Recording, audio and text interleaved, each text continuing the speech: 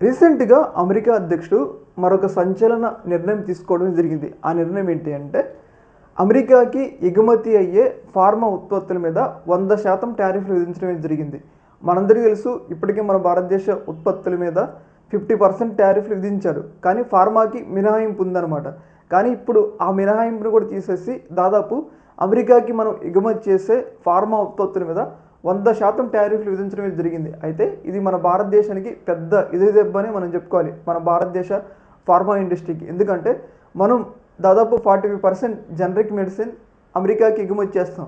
అలాంటప్పుడు ఆ మెడిసిన్ మీద 100% టారిఫ్‌లు విధిస్తే ఆ మెడిసిన్ యొక్క రేట్ అనేది అమెరికాలో ఎక్కువై వాటిని కొనడానికి చాలామంది ఆసక్తి చూపరనమాట.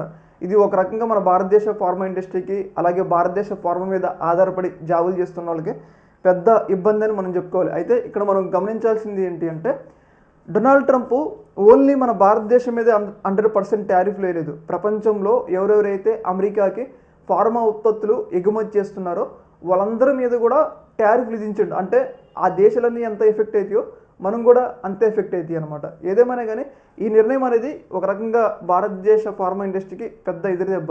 ట్రంప్ వచ్చిన కాడ నుంచి ఏదో ఒక రకంగా మన భారతదేశాన్ని ఇబ్బంది పెడుతుండు, ఏదో ఒక రకంగా మనకి షాక్లు ఇస్తూ ఉండు. ఇప్పుడు మరొక కొత్త షాక్ ఇప్పుడు మన ఫార్మా ఇండస్ట్రీకి అనమాట. ఏదేమైనా కానీ అమెరికాలో ఫార్మా స్వయం సమృద్ధి సాధించాలి, అమెరికాలోనే ఉత్పత్తి ప్రారంభించాలనే ఉద్దేశంతో ఏదైతే ఆ వేరే దేశాల నుంచి దిగుమతి అయ్యే ఫార్మా ఉత్పత్తుల మీద చాలా పెద్ద స్థాయిలో 100% టారిఫ్ విధించండు అని చెప్పేసి మనకేదో తెలుస్తూ ఉంది.